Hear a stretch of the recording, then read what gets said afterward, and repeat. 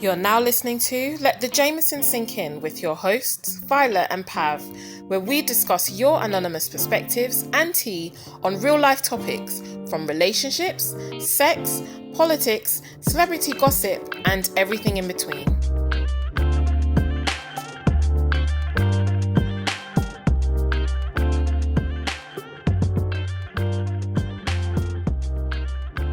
Thank you for listening to Let the Jameson Sink In. This is episode number 3. We are your hosts, Violet and Pav. This is an interactive podcast where each week we post a dilemma topic with questions and then collect your anonymous responses to discuss on the show at the end of every month. The weekly dilemma topics are shared on Instagram and highlights and on Twitter polls Sundays from midday. If you would like to share your perspectives on the hottest topics from relationships, sex, politics, celebrity gossip, and everything in between, just do these 3 simple steps. Number 1, follow us at letthejameson.podcast on Instagram and Twitter.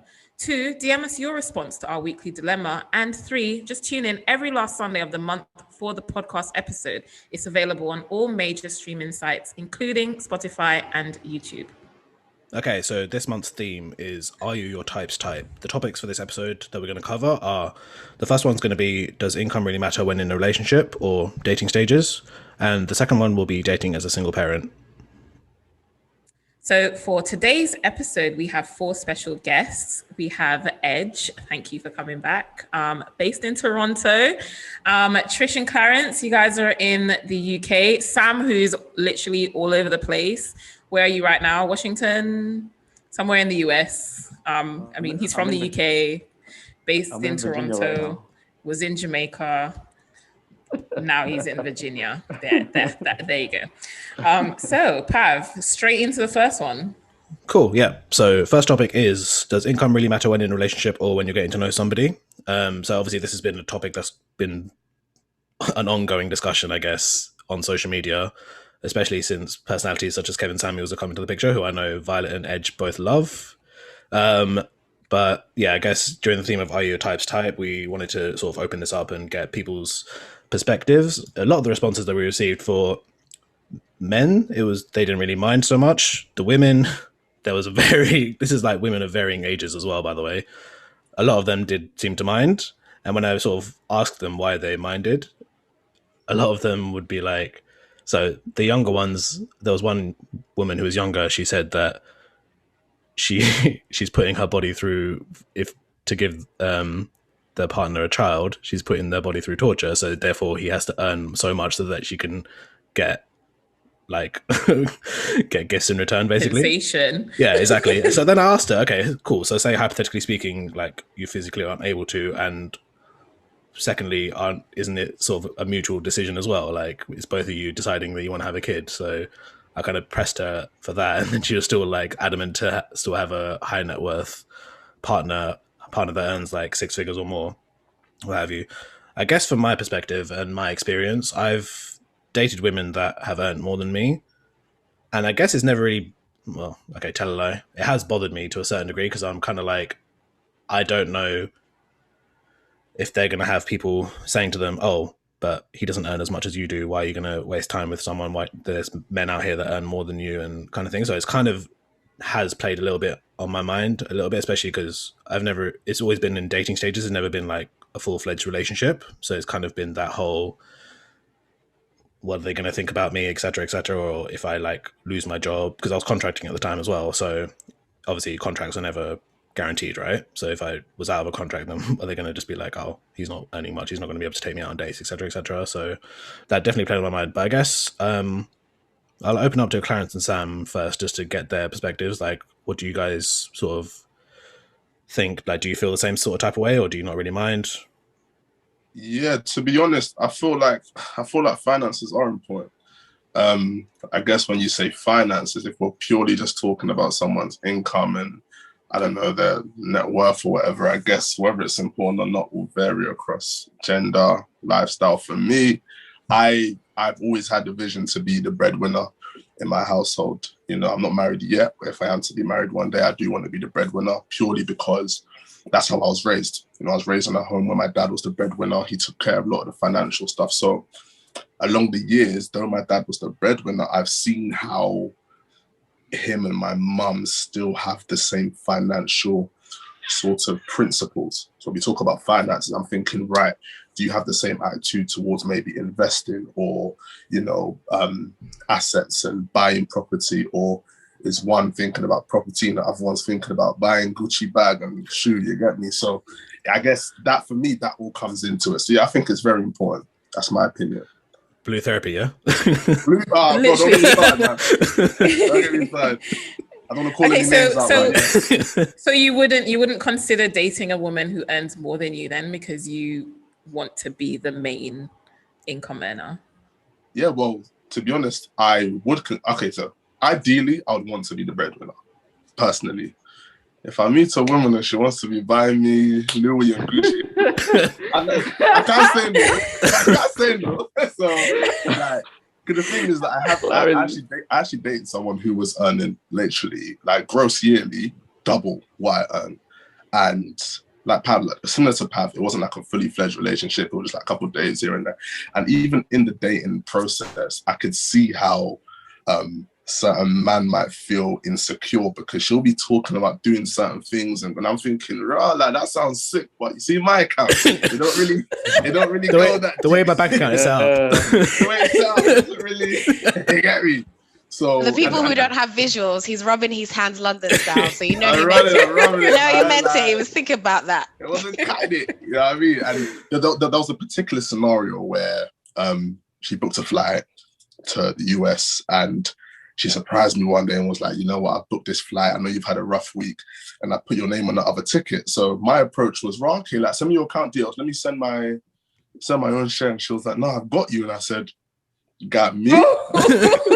So, boy, like, I'm telling you, like, these things. Yeah, no, I agree with what Clarence is saying. It's like an angel, like, just saved you, you know, like an angel comes, shows you gifts. And the thing is, I think, first of all, I think I'm for it. I think everyone has a preference, but I mean, I don't look out for it. But like Clarence said, I've been with women both that earn more than me and that earn less than me. And with the ones that earn more than me, you know, like, if they want to do something out of the kindness of their heart, that's fine. And I've always been transparent. I think once you're there and you say, like, listen, this is how much I can afford. This is how much I'm earning. I'm not trying to overstretch and play myself. This is how much I can do. You know, then it's up to her. You know, if I don't earn enough, then, you know, she can keep it moving. But if it's really real, then they'll stick around. And, you know, like Clarence said, oh, don't worry, I got you. I'll book a ticket. Because I feel like if I had money, I would never go be speaking to a girl and be thinking, do you know what I can do for you? You know, I'll just be doing it from the kindness of my heart because I like the company. I don't think I'll be thinking, oh, she earns this much less than me, so she don't deserve like a nice gesture, if you know what I mean. But I think the problem is as well, is like some people nowadays, I'm not going to generalize, but I've experienced when it appears transactional. It's like, oh, I've done this for you and you haven't done X, Y, Z for me. So it can be a bit, especially if you don't know the person, like if it's like early stages and stuff, you don't know what their ulterior motive is, etc. So it's definitely another sort of question mark, because if you've experienced that, then you're going to think that they're going to do the same thing, right?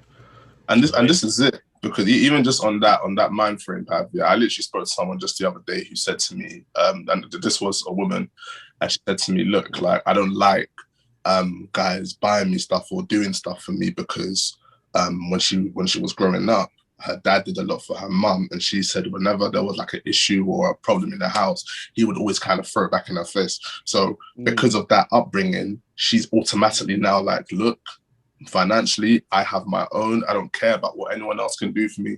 I'm just doing my thing. You know what I mean? So I do hear that, bro. I fully hear that. Yeah. To be fair, I've had conversations with some of my female friends that say when it comes to like dates and stuff, they want to pay just because so they don't feel that they owe that man anything. Yeah. So I will add to that. I will add to that as well, though, Clarence. The same way you said that in that respect, like the dad always provided and didn't want to, for example, keep doing that where the dad was provided and threw that back in the mom's face. There's some women that have been through certain things, and I guess this is why it's all based on experiences where, you know, their dad may have been like a bum and wasn't there at all, and really now they aim for the best. They don't want to settle for nothing less, and you know those experiences are valid and it's understandable. But unfortunately, it does create this type of discussion. It's like, Yeah. you really come with that mindset. Well, then again, that's your experience. So you don't want to, you want to prevent it from happening again. Yeah. Yeah.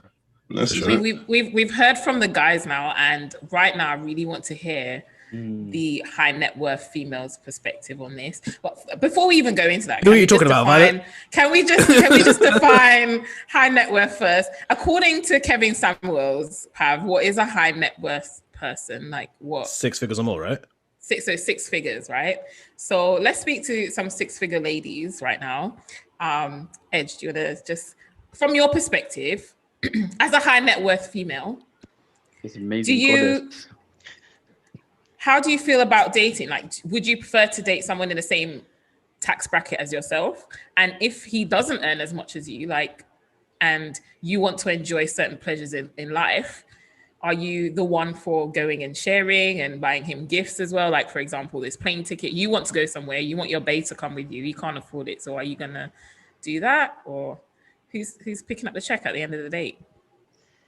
Okay, this is a lot of questions. First and foremost, I'm gonna say that I'm new to this tax bracket, so I'm still thinking in a, I guess, thrifty way, but I am now in this tax bracket, and I've also obviously just moved here, so I'm experiencing things that I didn't experience before, and now I'm like, wow, like just earning a little bit more, a few couple here and there will just throw away a whole bunch of men because they can't handle it. Genuinely, they can't handle it. Now that I can afford coasters in my house, the guys are like, hey, you're a very fine babe, but I don't know if I can cope. I have coasters. I didn't even show you a car, just the coaster. It was too much for you. But like, these are the things that are coming up. Like, guys see a certain lifestyle and they assume that you're maybe a certain type of bougie, which first and foremost, if you're going to date a babe, find out what kind of bougie she is. Because some girls are bougie designer, some girls are bougie holiday, some girls are bougie, they want a house. Like, different people spend money on different things, right? So going back to what CK was saying about your financial literacy and things like that. My preference, yes, is to date someone that is equal to me or more. And there are two reasons I'm going to give you. One of them is just practicality. So being able to keep up with the lifestyle. And then the other one is really just how society's set up. A man's ego right now is not built by society to withstand the pressure that is to feel like you're financially less than your counterpart. It's just not.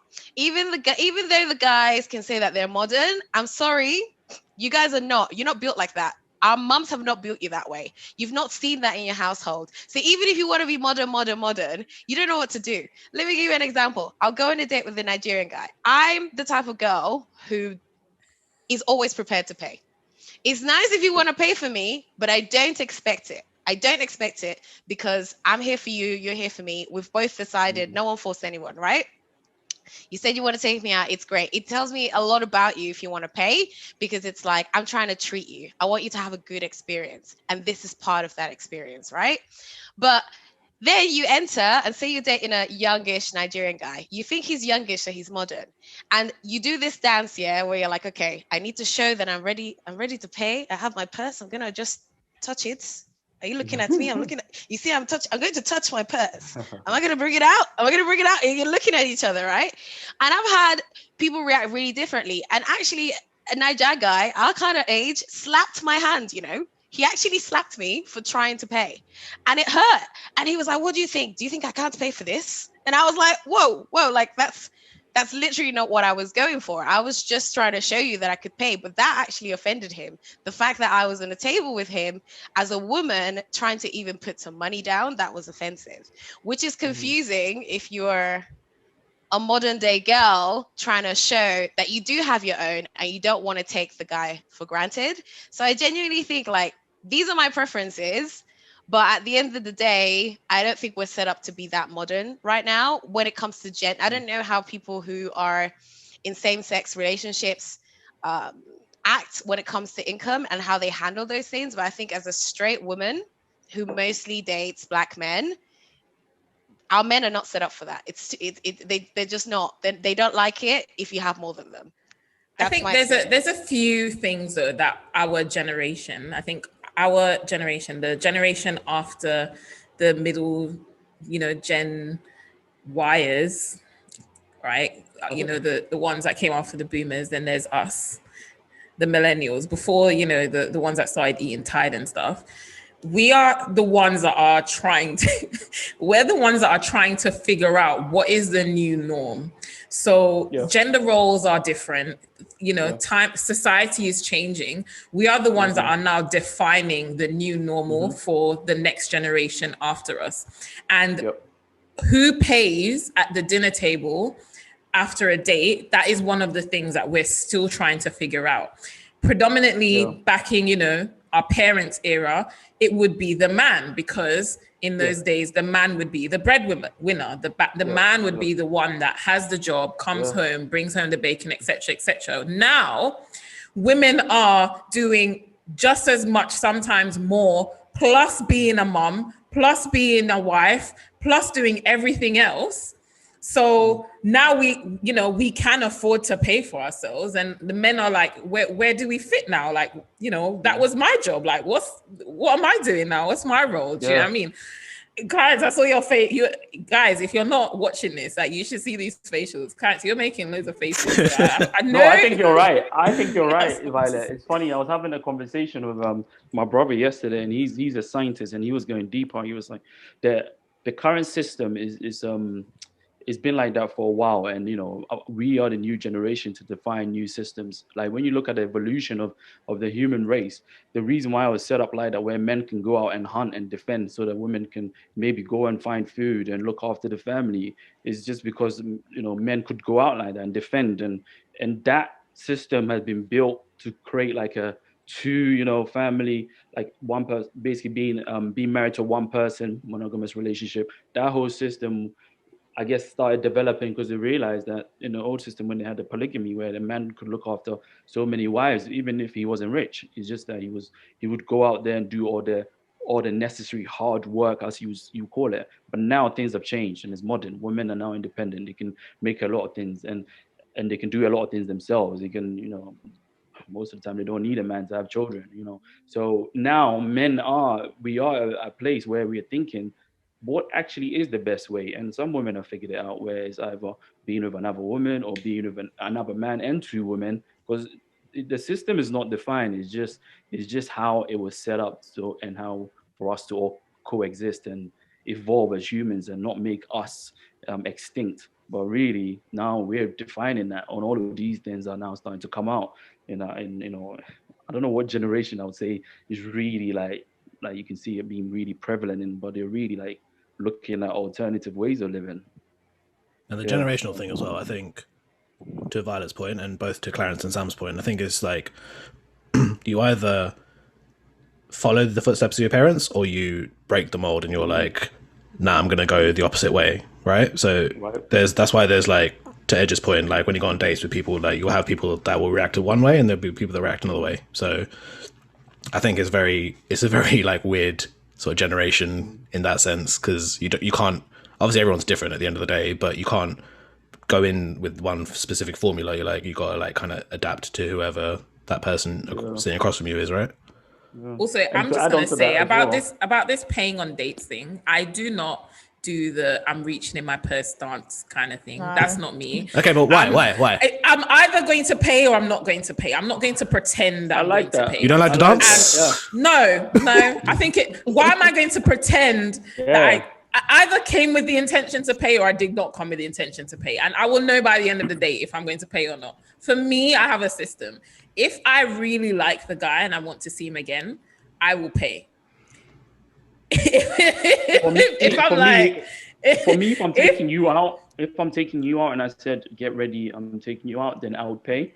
And I'm not going to pretend that I want to pay either, because then you invited me out. But if I invite you out, because I can invite the guy out for a date. Sam, if a girl asks you out, do you okay, not expect them, but do you, like, because they've asked you, do you think that they will pay for you? Like, I know there's women that are like, if I've asked you out, then I'll pay for you kind of thing. Yeah, no, I don't expect it. I think it's all maybe different cultures, and like what Edge was saying, that Nigerian guy slapped her hand, because we've been taught this way. Like this is we take care of these type of things, so it's in us. So sometimes it's difficult, even though we know you're independent and you can do it. Now we've reached a stage where it's changing. You're independent, but really it's inbuilt in our genes. Like naturally, I'll be like, "What are you doing?" "No, I'm looking after this place." "What are you doing?" You know, naturally it's in us to defend the home and etc. So naturally, yeah. I mean, if a girl invited me out, I would pay. But it's happened before where they said, "No, no, don't worry about this. I've got this," and I've been like, "Are you sure?" Like, yeah, and it feels good. It feels good. I was Yeah, gonna I mean, just say something on Violet's point because I'm the same. I don't pay. I don't offer to pay. I don't pretend to pay unless it's like quite an established. Like I'm in with my partner now. We might go halves, or I'll just catch the bill on something. But I think more focus on rather than do I think income's important. I actually think stinginess is important because I've been on dates with guys who earn more money and they don't want to pay either. So it's not really about how much do you earn. The ones who do earn more are more likely to want to spend more, flash the cash and take you out nice places. But also there are some guys who I know on like 30K salaries and he's buying his girlfriend like designer bags. Don't ask me how. And he's taking her out and taking her on holidays. I'm just like, I think if the guy wants to and if he really likes you, he'll pay. I'm not saying anything about guys here who might want to pay or if the girl asks them. I just think if you really love your woman, this is something the guy at work told me. He was like, I want to see her happy all the time. I want to see the look of happiness on her face. So if I'm buying her something or if I'm treating her, it's not because of it, I'm expecting a reward. It's an actual genuine thing he wants to do. And I think paying on a date, especially in the beginning stages when you're just getting to know someone, maybe I am old fashioned, but I think it's like quite chivalrous. And I think that's what attracted me quite early on to my partner now, and that he was really keen on, he'll take care of the bill, he'll plan things, he'll pay for it. And I just felt like, oh my God, I've actually never been this looked after or this spoiled. Like I've dated other guys and it's nice and they'd pay, but it didn't feel the same. So I think it's about effort. It's about how much are they actually putting in into making an effort to want to be with me, spend time with me, show me that they care, not just the monetary value of like what they're buying.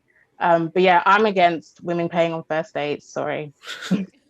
No, I really like what Trisha said there, because I guess it's the point that me and my friends always talk about when it comes to this whole first date paying thing. It's like, I feel as if the way that our society has kind of built it up is that, oh, a guy has to pay, and if a guy doesn't pay, it means he's not serious about the girl. And that is not always the case. Obviously, I pay on the first date, so no one be looking at me like I don't pay. I pay on the first date. Let me just put that out there, yeah? I do pay. I get out my card, whether it's the Amex, whatever, I tap it.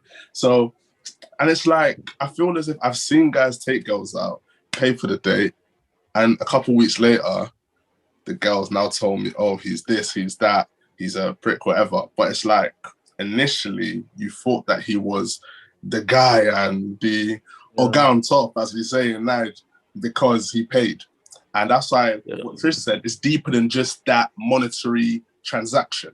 You know, it's maybe the effort he's making. There's so many things that come into it. That's why I usually don't entertain the conversation as to who should pay on the first date, because in the grand scheme of things, I don't really think it's that deep, because I could pay and still be the worst guy for this girl.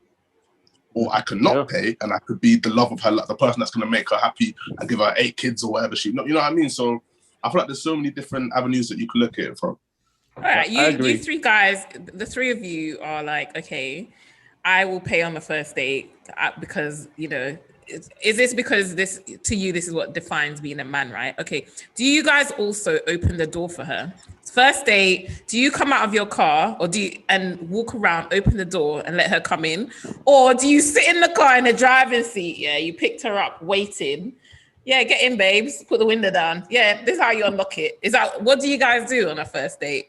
Because there's levels to these things, you know. Yeah, you can't be doing that. You have to be gentle. Okay. Talking about being chivalrous and all that. I'd rather you come open the door for me. It's raining as well. You haven't got an umbrella in your car, nothing like that.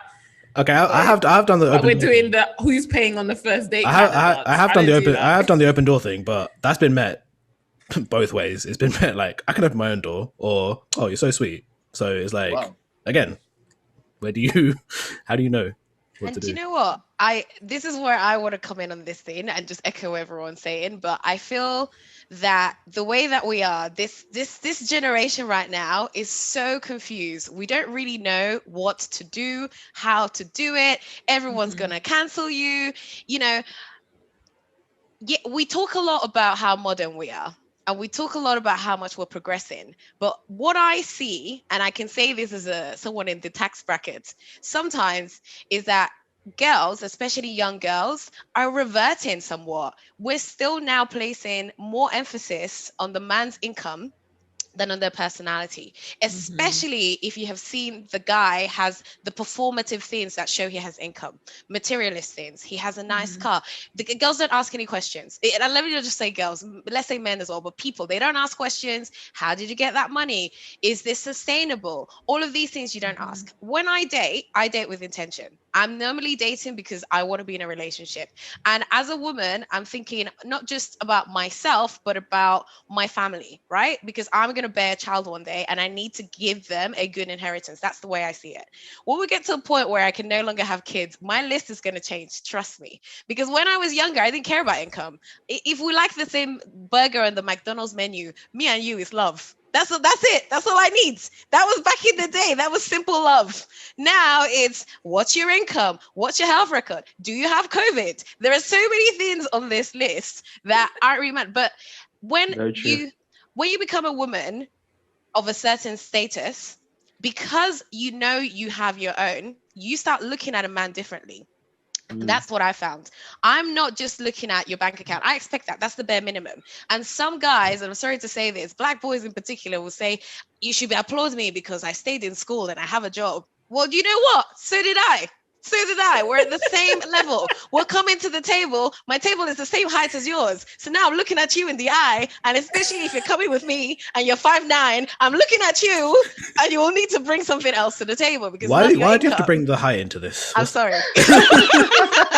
I have to. I'm always conscious. I was like, I think I'm like 5'10", 5'11". I'm not too far. Oh, you stop saying you're 6 foot now. Yeah. All I'm saying is some men will try and come and bully you, yeah. But once you enter a certain financial status as a woman, like, don't be surprised as a man if a woman is looking at you 360. And I think that tends to happen. We're looking at your personality, we're looking at your family, we're looking at how you treat us, and we're thinking, is this worth me investing into you? Because I'm sacrificing my time. Eventually, I'm going to sacrifice my body. There is a lot to it. Whereas I think men are built more to think, as long as I provide, that's it. That's all I need to do, you know? And that is setting everyone up for failure because women are expecting so much more, but men can't reach that. And that's what I'm looking for now. That's one of the reasons I'm single is like, yeah, I can find guys that have money, but they're not good people. They're not people I want to introduce to my mom. And you can tell a lot of it over time, it crumbles because if all you have is that you can pay for things, what else are we doing on the weekend? Like, you know, that's my perspective. That's a good segue into the next, one of the questions. I'm really sorry, Pav. No, that's fine. I've got a few curveballs as well, so let's go. Yeah, but okay. So this Kevin Samuels person, I know you like. For those who didn't realize that Pav was being sarcastic, Edge and I absolutely despise this person anyway. Kevin Samuels. So he believes that high net worth men do not want high net worth women. So we have 2 high net worth men on the line.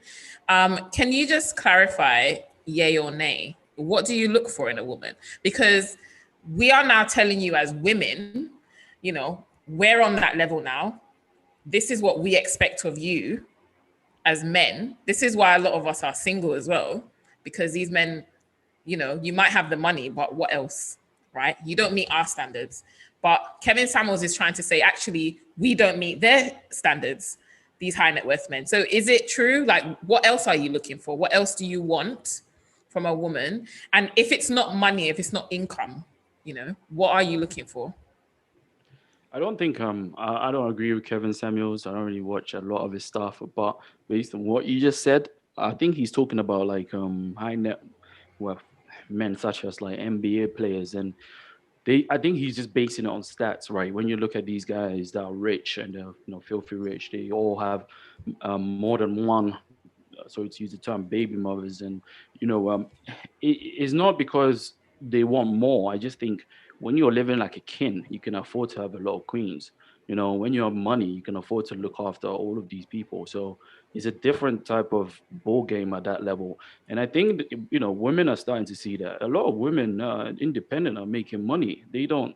If you see their boyfriends, some of them are just young guys that you wouldn't think would be. You would probably be expecting a 45, 50-year-old guy, but I mean, I know people, I know women, you know, older that have young boyfriends that are living that same type of life, and it's mainly based on their resources.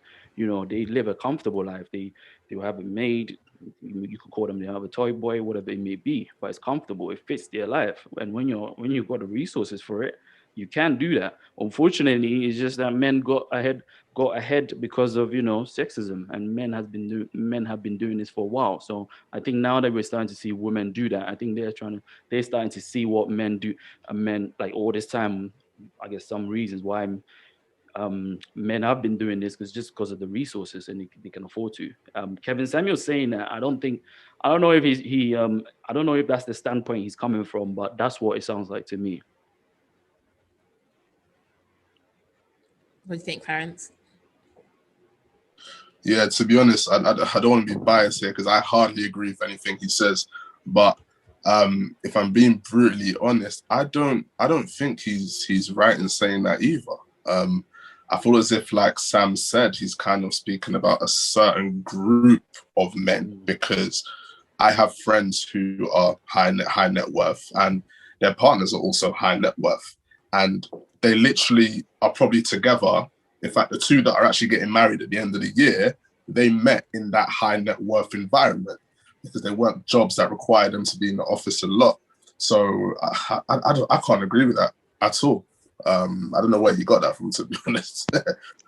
And you know what I will say on that as well? What I've noticed is the super high net worth individuals often have nothing to say. They're not the ones complaining about broke women coming to them. It's the broke guys that have a lot of opinions about what men with money want and don't want. But you don't have the money, so you don't know. Leave, exit the chats. We're not talking about you. I will say, though, that it's not all men. It's just some men, because some men still value family, and regardless of if I have money, I still want the family. I still want, you know, what my mom and dad had. So there are a lot of men like that. Just because you're not on Instagram and hashtagging like good father, good man, that don't mean they don't exist. They are out there. I think that it's just that the focus is not on them. I think a lot of it comes from maybe sour experiences, because I do have friends who have been rejected by girls because of maybe what they can't afford or where they can't take a girl. So things like this will play a part, because if I was, you know, on the come up, let's say I'm just trying to start off my career, and I see this girl and she's like, Edge, she's earning 5 million a year. And I'm joking. That was a joke, by the way. I don't know how much to add this. I was just joking. But let's say that was the claim it though. And imagine that was the case, and then I get rejected by this girl because of, you know, my net worth. I'm gonna feel some type of way for a long time now. So I do get that, Sam. I do get that. But as well, I think, and I don't want to generalize again, but I guess because he's in America, right? I feel like we can all agree America's different. So we don't know, like, Sam, you're in America right now. You can probably speak to like how women are and stuff like that there. I've never really spoken to anyone from America, I don't think. Yeah, I don't think I have. But from what I've seen and heard, like, it just seems different. They place more value on like affordability of stuff and that bougie lifestyle, etc., especially like depending on what state and whatever they're in. And bro, just to kind of speak from sorry bro, carry on. No, I was just gonna say, just generally, I think a lot of people are experiencing just that tough life, so now they just want the best. So a lot of people that are experiencing the hard life, they want the best. So, you know, they want you know, those type of people within your circle. I mean, for me, for example, going back to the dates, nowadays, or even before, I've been doing this for a while, you know, the whole point of going to a date is to get to know someone. You don't need money for that. Like, when you think of as a kid and you go and meet up with your friends, did you ever need money to do anything? You go and play outside in the playground. So that's how I think about it. Them days, like £2 was enough to like... £2? You know? you can have a good day. I like to play tennis. I love to play tennis. You want to play tennis? I want to go and take a walk, maybe take some photos. Would you join me? You don't need money for all of these. But again, I guess some people, there might be different expectations when you meet people. So that's just, I guess, something you have to find out. I guess for me, what it all pretty much boils down to is, I'm just speaking as a man, it comes down to the lady's perspective and her morals, because I know girls who are earning a lot of money, they're in the corporate industry, and if they meet a guy who has a lot of money, but I don't know, let's say he's a drug dealer or he earns his money in a dodgy way and it's not sustainable, they won't move in that direction. Versus the guy who has the same career path as them and has money. So this is the thing. I don't always think it's about the money. I feel as if I do know quite a lot of girls who, for them, it is about the lifestyle and what comes with the money, and maybe even where the money comes from. You know, so I don't think it's all monetary. Though I do say that finances are important. It's not all monetary in terms of that decision, in my opinion, anyway.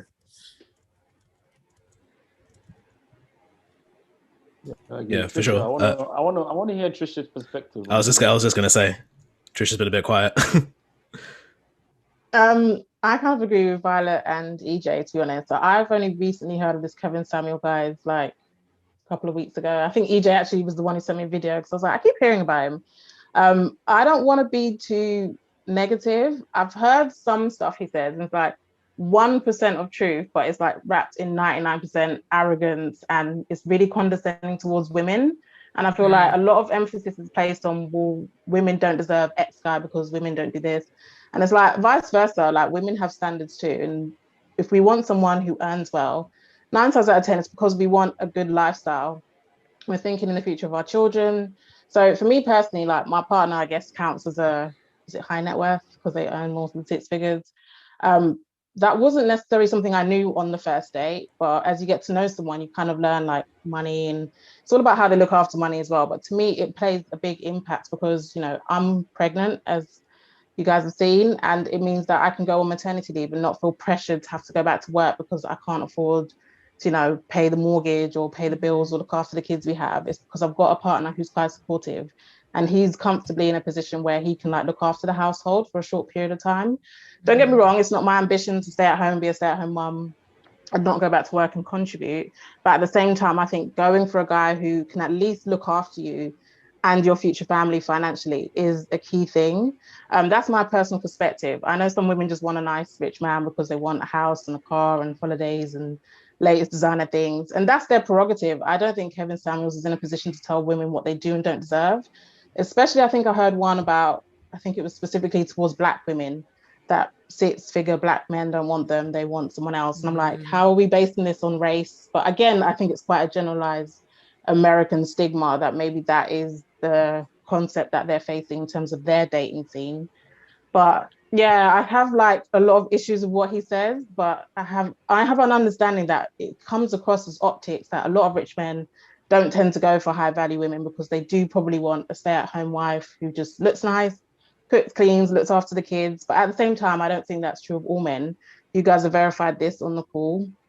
So I think just take what he says with a pinch of salt. And people, if you want a nice rich man, go get one. He's out there for you. Anyone can get one if you want one. Yes, girl. Trisha's TED Talk. I would say the reason why I think some men defend like the broke guys is because as a man, you go through all stages, right?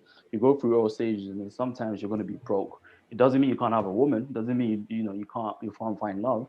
And if I go in that scenario and that woman unfortunately wants someone with high finances or like making this amount 6 figures, and I'm not there yet, like I don't think it should discount you from like potentially getting with that person and building a connection. So that's why I think guys always defend the broke guy, like because we like at some point, like we all know that's life. You may be in it or you may have been in it. So it's nice when you got money and you can spread and look after everyone, and first then take the girl out on a date to so and so and so and so. But when you don't have it, there's a bit more, I don't know, expectations and pressures to actually find a connection with someone because there's all these expectations. But then would you argue that that's falling for someone's potential rather than who they are? Do you get what I'm saying? Like I've heard this argument from a lot of my female friends that like I don't want to fall for someone that could like be like the next whatever Bill Gates or what have you, rather than take them for what they are right now. Do you know what I mean? Yeah, I think they should just take them for what they are right now. I don't think you should be analyzing them or like, I don't know, judging them. But I think obviously you have to want the same similarities. If the person is, you want the person to have ambition. Want a person to be, you know, progressive, growth, like all of these things that you're on, that energy that you're on. You want to be around that lifestyle. Otherwise, when you don't see that, obviously you're going to be out. Because I don't want to be around this. It's dragging me down. That's not where I want to be. But you want to surround yourself with that type of person. But at the same time, if his monetary values is preventing you from being around that person, then that's more what I'm talking to, and I feel like that's kind of unfair, you know. Yeah, it's unfair interesting. For who? Unfair for the both of you, because you don't know what connection you could have built. It's not even to the guy. Yeah, but then it's back to the potential thing. Why don't we potentially imagine that I'm going to be Halle Berry? Like I've cut my hair into the style, so I can just work on the Halle Berry body now. You know, if I'm gonna take your potential earning income.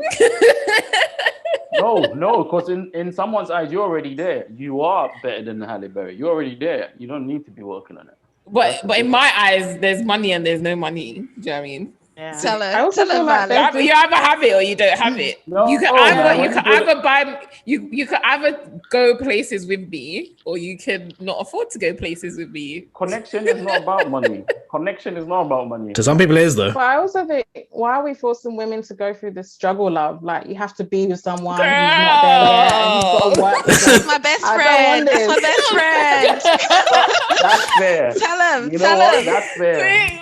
That's fair. Tell him. I guess everyone on their own, but I think you never know. You may build an amazing connection with this guy that may not have money. The thing is the unknown. I'm gonna just borrow something from what Edge said in the last podcast. It will hurt me more if a broke guy broke my heart. I swear. Like why are you looking forward to that? You know, it's the broke ones as well. They're the cheaters. They're the ones that will. Oh, they come with audacity as well. They come with the audacity. They come with the audacity. You don't go into a relationship thinking about that. Like you're gonna break up. I don't think you can't. Otherwise, I'll never get into a relationship. Okay. To be fair, you're right. And on this potential thing, you said a very interesting thing, which was people go through stages and you're not here yet. And I opened with, I've not always been in this tax bracket, right? I've experienced my parents' marriage. I've experienced growing up. At some point, you're at a certain level, right? And my thing is, I would always consider someone who hasn't arrived at their final destination, because life is a journey. I could get sick tomorrow, something could happen. But the mindset needs to be there, and you need to be able to show me that you have that mindset. 100%. You know, it's the same thing for me as well with age. I often don't date younger guys because I feel your life stage, yes, you will get here, but by the time you come and catch me, my ovaries are dead, so I can't date you. But I'm looking at those things, and you're like, okay, so you're at this life stage, you're at this thing. What is your plan? And guys hate this. You hate it if a woman brings up, what's your plan? What's your 5-year plan? I'm living right now. But that's what we need to look after. As women, we are going to produce children. We have to think about the long term, unless that's not what you want to do. But maybe some men don't have that at their forefront. I also find it, being a Nigerian person, it's a cultural thing, right? So as Nigerian people, even though, let's say some of our parents are first generation immigrants, right? So they didn't come with much. I've seen my parents, where they started and where they are now. I also know what our family does in Nigeria, right? So that element of, oh, my status is linked to my class, and it has to stay that way. Oh, my status is linked to my race, and it has to stay that way. I don't have that notion, because I have seen what grafting looks like. I know what success looks like at a grand scale. Like a middle class person in Nigeria has nothing to do with a middle class person in the UK or the US. When you're middle class in Nigeria, you're living, your kids are going abroad. That is big money. You know, they're paying the exact same that you are. And these are the things that come into play when we're thinking about income. But if you don't show me that you have a plan, if you don't show me that you can graft, I'm going to see that.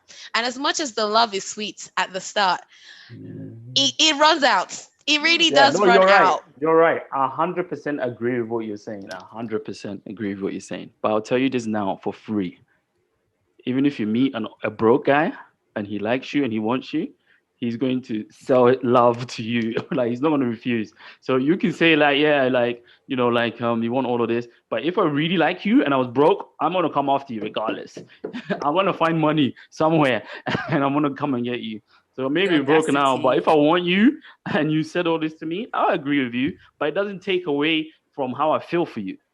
You know what I mean? So a lot of guys, just because they like you, they really like you. So I can't pay for this, but I like you. I like being in your energy. It might be annoying when the bill comes because I'm gonna be like, but I like you, you know. But that's that motivation, right? So for some guys, what motivates them is being able to have a certain woman. The woman is part of the lifestyle, and to be able to say that you keep her, and then to be able to say, okay, I was here, but because of this woman, XYZ.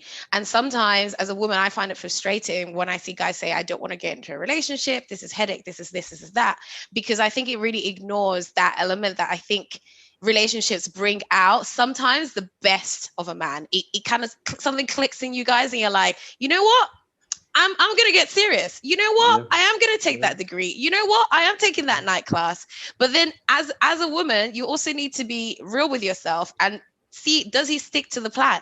And some people will say it's hard. I don't have discipline. I don't have this. But if you can do meal plan and you know how to do leg day versus whatever day, you can keep this discipline and grow and build, because we're both benefiting here. It's not the woman that's coming to steal from your table. It's an all-rounded experience. So, you know, that's what I'm looking for. When I'm looking for a guy, yes, the love is amazing, but in the long term, I know that that's not what I'm building. I don't just want to be loved. It's easy to get love. I can get love from my friends. No, well said. I'm quite going to argue with that. Well, I've got a curveball question, and then we'll try and sort of move into the next topic. But I guess this is for, well, actually both men and women. Would you rather someone that earns, say, 100K, but they don't save anything, they'd have no financial literacy, they just do whatever, or would you rather someone that earns like 60, 70? But they're like smart with it and they invest? I know I saw Clarence unmuted, so I know he's got some stuff to say about this, because for those that don't know, Clarence runs a money tips sort of, how would you define it, Clarence? I call it a financial paradise on Instagram. That's what I call it. Financial paradise. It's all about financial literacy. But yeah, I don't know if you guys have watched, I don't know if you guys have watched Love is Blind. I like reality TV, so I'm a sucker for all this shit. But there's a woman that she met a man on this Love is Blind show, but she had like severe debt, and she was only kind of looking for this guy that he did earn quite a bit, and she kind of expected him like, oh, my debt is now your debt kind of thing. So it's like almost like, I guess my question is like, would that, what realistically does, in that scenario, does income really matter? Well, in that specific Love is Blind scenario, yeah. Love is blind. Love is blind. Yeah, it's blind, Charlie. That's out of order. How dare she? My debt is your debt. See, look, women come with audacity as well. Baby. Women come with audacity as well. She had audacity. How the audacity. But then again, what did they couple up and get married, Pam? I can't remember. I'm not gonna lie. Okay. You don't have to tell us in the next episode now. Yeah, I'll have to. Yeah. If they coupled up and got married, then he has to just chop the L and pay the debt, man. I can't lie. Yeah. I can say to that. I can say to that as well. Listen, love can make you do a lot of things, and that love will make you pay a debt, and you be smiling and you're happy. So it don't matter what people are thinking. It's just that love outweighs this debt. So you'll even pay it and say, "Baby, I love you" on top. You'll even give extra. Baby, put me in debt again. Me, that kind of love I can give it to. I can spend.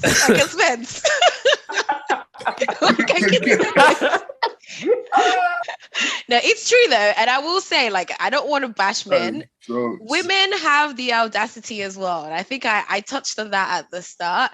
Some of us are losing our way, you know, because we're confused. I think everyone should just announce who they really are and say, look, I want to be a housewife, I want to be kept, and then you need to do your end of the bargain, because you can't, go back to blue therapy, you can't be Deborah, say, I don't need to do anything until I'm married. Look at me. Sorry, you can see the head movements. It always comes with this head movement. Do all this and then expect the guy to then treat you as an equal. Chances are he's not gonna. And then same way the other way around. It's rare. It's rare. Can you imagine if like everyone sets roles like I'm gonna do this? That would be so dope. Like you just go into something knowing the expectation. Like you said, Edge. So I want to be a housewife. Okay, boom. Okay, I've got a housewife. You know what to expect. You don't have no wahala. You know what to meet. That would be so dope. But I don't think that will ever happen though. That doesn't happen because I think people change. People change like every month. Their perspectives change. They'll see people do X, Y, Z, and then I've done it. Like I'm not the same person I was a year ago. So do you know what I mean? So. It happens. But yeah, I guess for the ladies, would you look at that? Like their credit score, their savings, investments, that kind of stuff? Like did you see how men heads were like when let me tell you, from my perspective, if I'm going to be with someone who's not financially literate, he doesn't know how to use his money, spend his money, save his money, it means that I will be taking several steps back in my life to try and get him to keep up with me. So it's not about how much you earn, like you said, like Clarence said, it isn't about what you do with it's not about how much you earn with your income. It's about what you do with your income at the end of the day. Are you more interested in, going to Dubai every month just for clout? Are you interested in buying shoes? If Edge is paying, if you can afford it, if you can afford going to Dubai every month, but I mean, if you're on a certain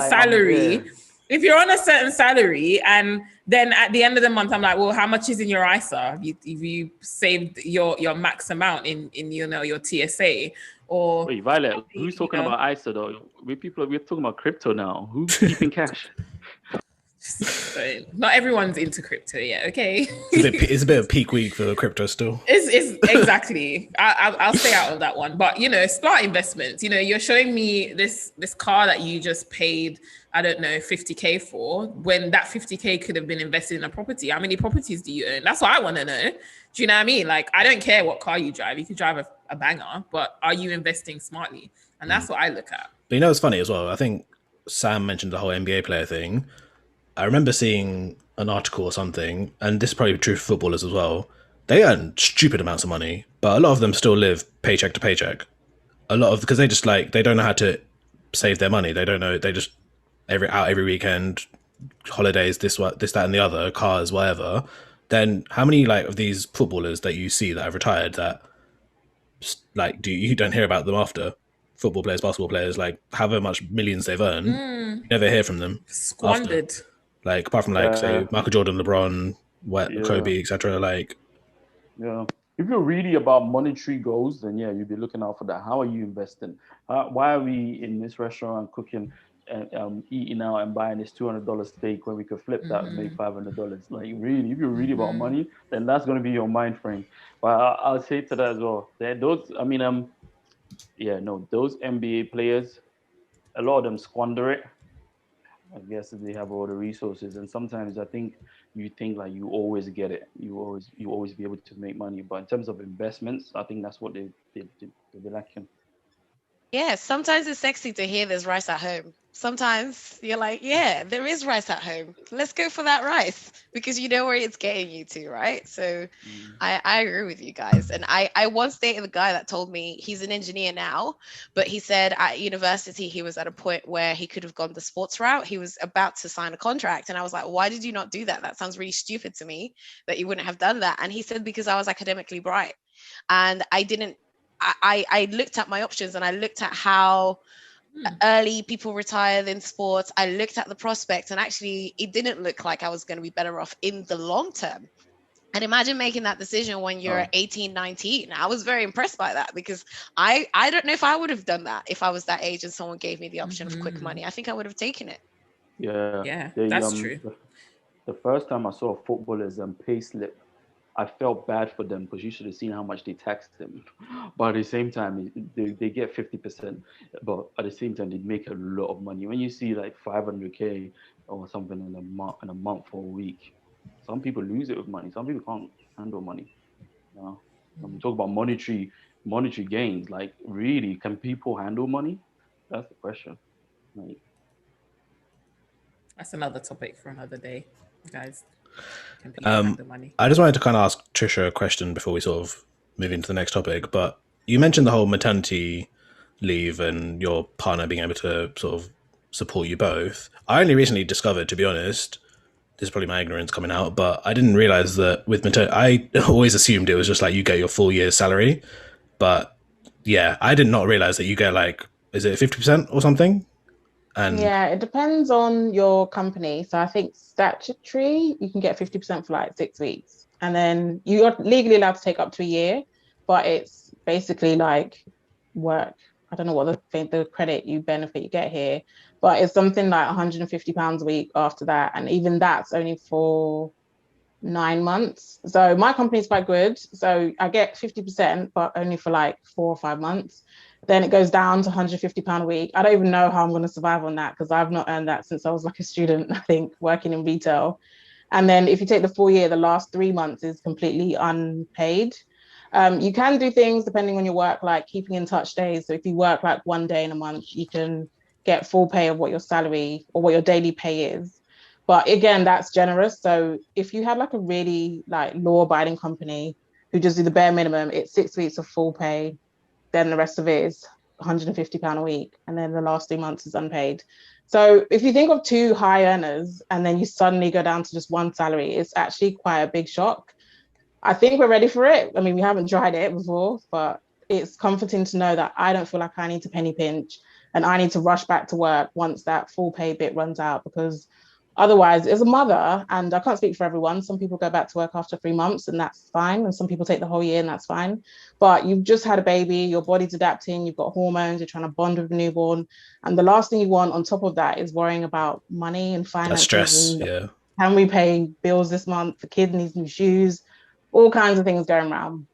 So I think definitely when you're building, because like we're engaged, we're hopefully going to try and get married next year and things like that. There's just so much things that money does for you. And I think it's a lot about financial freedom. It's not necessarily about earning a lot of money so you can just go on holidays and do nice things. It's about, can I live a lifestyle where on top of the rest of the stress that life and couples and kids and things bring, you don't want money as another one that you're just constantly worrying about. And I've heard like a lot of the reasons for divorce is down to finances, and couples who don't talk about it before, or couples who maybe partner's lost his job. To be fair, he could lose his job tomorrow, but we then have savings. So there's like something to fall back on. And it's just those things that to me are really influential in who you pick as your life partner. Who are you picking to build with? Who are you picking that you're going, okay, we're going on this journey together. Are we on the same page? So things like financial literacy, to me, I would take the 60, 70K person who knows what they're doing rather than someone on 100K who's just going to buy new trainers and go out to the pub every week and gamble or whatever it is that their enjoyment is. Because at the end of the day, I've got too much stress and I don't need that as well. To send in your anonymous responses to the weekly dilemma and to get a preview of the next episode's topics, follow us at letthejameson.podcast on all platforms. We're your hosts, Pam and Violet. Thank you for listening. Always drink and share responsibly.